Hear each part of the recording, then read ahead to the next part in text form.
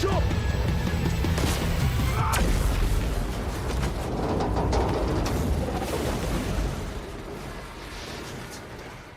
You good?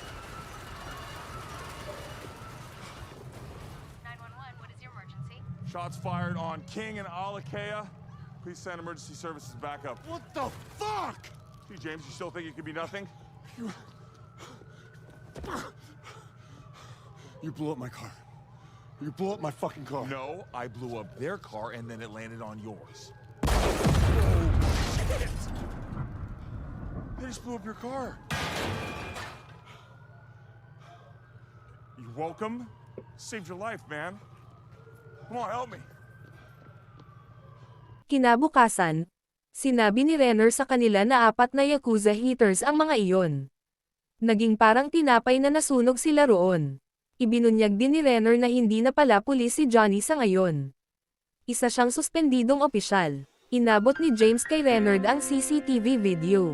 Binigyan sila ni Renner ng huling babala. Mas mabuting hindi na maulit ang ganitong pangyayari sa kanyang isla, kung hindi ay hindi na niya sila palalampasan. Kalaunan, sinabi ng yaya sa magkapatid ang nalaman niya tungkol sa mga plano. Para iyon sa isang ari-arian sa silangang bahagi ng isla. Ipinagawa iyon ng kumpanyang Robichaud. Si Marcus Robichaud ay isang malaking developer. Maaaring nagtatrabaho si Walter para sa kanya. Sinabi ni James na nagtatayo si Robichaud ng isang kasino. May marka ng kasino sa likod ng blueprint, at walang katuturan iyon dahil ilegal ang pagsusugal dito. Kinabukasan, nagtungo ang magkapatid sa nasabing ari-arian. Isang komunidad ng mga taga-Hawaii ang nakatira roon. Tinanong ni James kung sino ang may-ari ng lupang ito. Sinabi ng mga tao na ang lupang ito ay pagmamay-ari nilang lahat, at malugod na tinatanggap ang lahat dito. Ipinaliwanag ng isang babae. Nakatira sila roon upang ipaglaban ang sa kanila at protektahan ang lupang ito. Alam nilang may darating para agawin ito sa kanila. Kaya sila nagbabantay. Pagkatapos, nakatanggap ng tawag si Johnny mula kay Pika.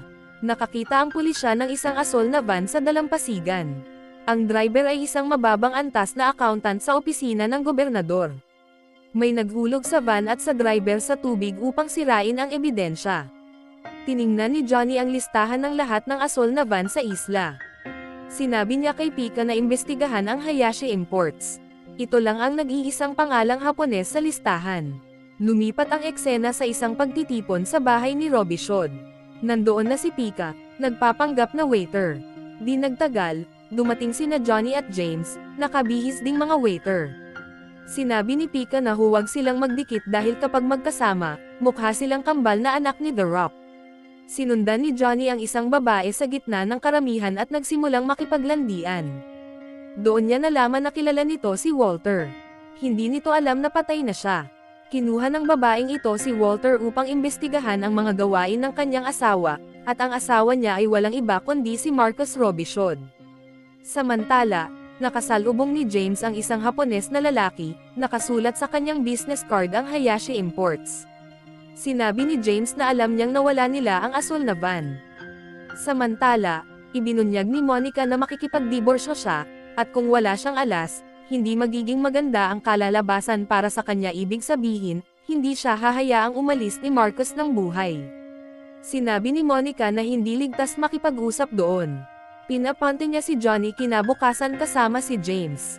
Sinabi ng lalaking Hapones na ang Polaka ay hindi kailanman tumitingin sa magkabilang panig kapag tumatawid sa kalsada. Si Walter ang tinutukoy niya.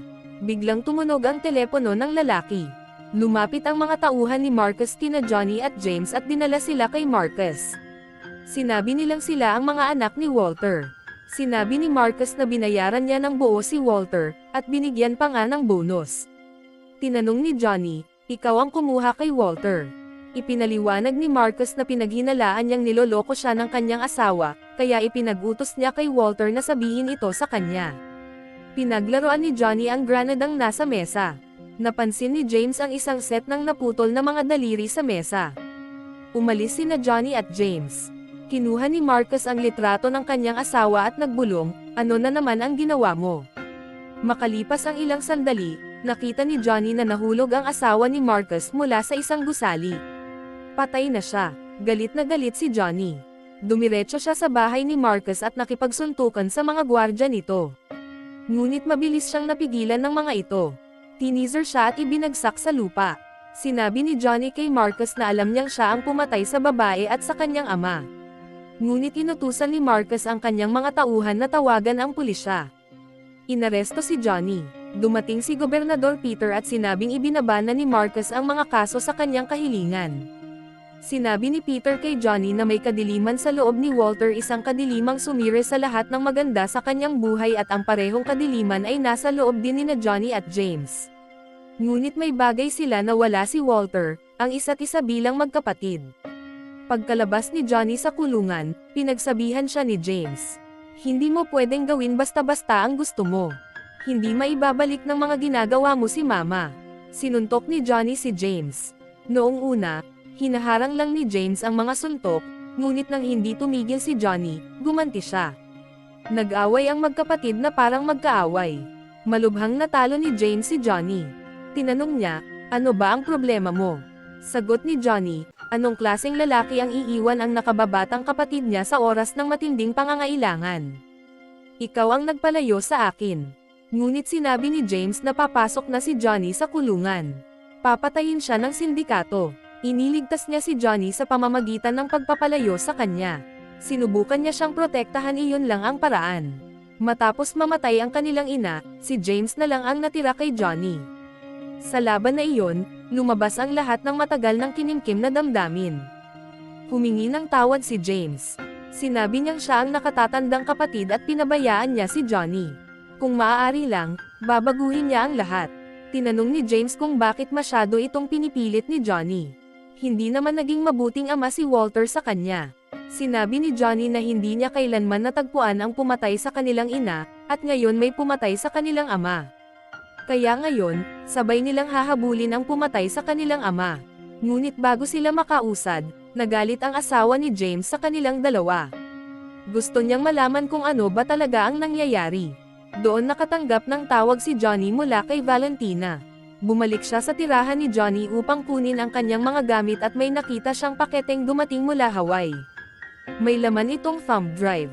Sinabi ni Johnny na dalhin niya ang drive at lumipad papuntang Hawaii, ngunit tumanggi si Valentina. Sa paanuman, nakumbinsi rin siya ni Johnny. Sinalubong ni Johnny, Pika, at James si Valentina sa paliparan. Kinuha ni Johnny ang drive mula sa kanya. Natuklasan nilang ang thumb drive ay susi sa isang cold wallet.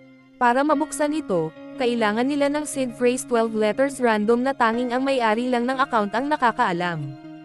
Inilabas ni James ang piraso ng papel mula sa mga gamit ni Walter. Nakasulat doon ang 12 salita, pero sa mismong sandaling iyon, pinaulanan sila ng bala mula sa isang helicopter. Nagkanya-kanya sila ng takbo para makatakas. Si Valentina ang nagmaneho. Walang pakialam ang helicopter sa ibang sasakyan sa kalsada habang nagpapaputok. Isang grupo ng armadong ninja bikers ang sumali sa habulan. Nagdrift ang kotse nila at tumagilid. Kinailangan ni Valentina na imaneho ito ng paatras. Nang bigla siyang pamreno, 2 biker ang bumangga mismo sa kotse. Ang isa ay napunta sa loob ng sasakyan. Nakipaglaban si James dito. Hinarap naman ni Johnny ang isa pang biker. Nagawa ni Valentina na may tuwid muli ang sasakyan. Ang isang biker ay nakabitin sa gilid, kaya inilapit niya ang kotse sa barrier ng kalsada at naipagpag ito. Inihagis ni James palabas ng van ang isa pang biker, pero nakasunod pa rin ang helicopter. Basta-basta nagpaputok si Johnny sa himpapawid. Maingat namang tumutok si James at saka nagpaputok. Nawalan ng kontrol ang helicopter at nagsimulang bumagsak pero diretso ito sa kanilang kotse. Bahagya silang nakaligtas lahat. Sa wakas, nabuksan ni Pika ang cold wallet. Tiningnan ni Valentina ang datos at sinabi, mga international wire transfer ito, $12 milyon ang dumaan sa ilang offshore accounts papunta sa iisang account na pagmamay-ari ni Gobernador Peter. Natigilan sina James at Johnny. Unti-unting nagkaroon ng saysay ang lahat. Kailangan ni Marcus ang Hawaiian Homelands para maitayo ang kanyang casino resort, at kailangan niya ng taong makakapag-legalize ng pagsusugal. Kaya binili niya ang gobernador sa halagang $12 milyon. Malamang natuklasan ito ni Walter habang sinusundan niya si Marcus. Samantala, Ipinakita ng yaya kay Peter ang mga planong ipinagawa ni Marcus. Nangako si Peter na hindi niya hahayaang mangyari ito. Pagbalik sa bahay, dumating sina Johnny at James. Tinawagan ni James ang kanyang asawa, ngunit nag-vibrate ang telepono nito doon mismo sa loob ng bahay. Hinanap ni James ang kanyang mga anak at natagpuan silang nagtatago sa banyo. Takot na takot, sinabi ng kanyang anak na lalaki, kinuha nila si Mama. Niyakap ni James ang kanyang mga anak. Nagpadala si Marcus ng video na nagpapakitang nasa kustodiya niya ang yaya at ang asawa ni James. Ipinahayag niya ang kanyang kondisyon ibigay ang thumb drive kapalit ng kanilang buhay. Inilagay ni na James at Johnny ang kanilang mga baril sa isang bag. Sinalakay nila ang bahay ni Marcus, isa-isang pinabagsak ang mga gwardya habang papasok. Tahimik nilang inalis ang mga gwardya nang hindi naaalerto ang iba. Nang makarinig ng alarm ng kotse ang ilang gwardya at lapitan ito, isa-isa silang tinira mula sa malayo. Nag-iwan ng bakas ng mga bangkay sina Johnny at James sa loob ng bahay. Napansin ni Marcus na hindi sumasagot ang mga gwardya sa labas sa walkie-talkie. Nagsimulang magkurap ang mga ilaw. Ang gwardyang ipinadala para tingnan ito ay natagpuan ang swimming pool na puno ng mga bangkay. Lumapit si Johnny mula sa likod at pinabagsak siya. Ipinadala ni Marcus si Nakamura at ang kanyang mga miyembro ng Yakuza upang harapin sina Johnny at James. Diretsyong sinugod ni James ang lahat ng miyembro ng Yakuza. Isa-isa niya silang pinabagsak. Sinimulan niyang hampasin ang isa gamit ang martilyo. Kinailangang pigilan siya ni Johnny at sabihing patay na ang lalaki. Pinalaya ni na Johnny at James ang yaya at si Layla. Sinabi ni Layla kay James na umalis na siya. Kaya na raw nilang makatakas at gusto niyang suportahan ni James si Johnny. Pinaputukan ni Nakamura si James, at naglaban ang dalawa. Hinarang ni Johnny si Marcus bago ito makatakas. Ngumisi si Marcus at sinabing mas mahirap siyang patayin kaysa sa ama nila. Nagbugbugan sila. Sa isang panig, dinurog ni James ang mga buto ni Nakamura at tinapos ito. Ngunit nagkaroon ng kalamangan si Marcus laban kay Johnny. Tinukso niya ito. Akala mo ba talaga mapipigilan mo ako? Isa ka lang lamok. Sa loob ng 1 taon, matatayo ang kasino ko, at walang makakapigil sa akin. Ang ama mo, ikaw, at si James mamamatay lang kayo ng walang saysay. Doon itinaas ni Johnny ang pin mula sa sariling granada ni Marcus. Sumabog ang granada. Tumalon si James sa tubig para iligtas si Johnny. Hinila niya pataas ang nalulunod niyang kapatid.